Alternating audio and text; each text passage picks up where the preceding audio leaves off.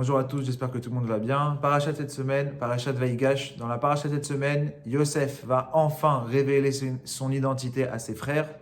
Il leur dira: je suis votre frère Yosef, est-ce que mon père est encore en vie? Juste avant de se dévoiler, Yosef va prendre une précaution qui pour lui est très importante. C'est celle de faire évacuer la salle, de dire à tous ces hommes, à tous ces soldats égyptiens: sortez de là et laissez-moi seul à seul avec eux.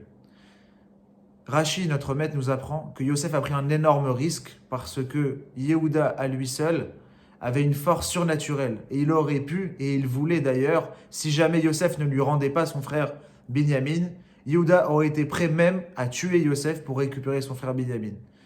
Donc nous l'apprenons de ce Rashi, Yehuda avait une telle force qu'il aurait pu tuer Yosef, il aurait pu même détruire l'Égypte grâce à sa force. Mais Yosef a quand même pris le risque de se retrouver seul à seul avec ses frères, de rester tout seul et peut-être d'être assassiné par son frère Yehuda, mais il préférait cela plutôt que d'humilier ses frères.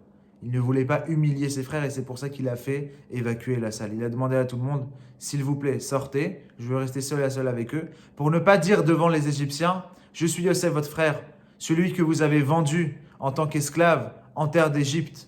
Pour ne pas humilier ses frères, Yosef a préféré prendre ce risque-là. Et bien nous aussi, mes chers amis, parfois, on nous a causé du tort, on nous a fait du mal. Regardez Yosef, vendu par ses frères, avec tout le mal que ses frères lui ont fait, avec toutes les difficultés qu'il a dû endurer, de l'esclavage, de l'asservissement.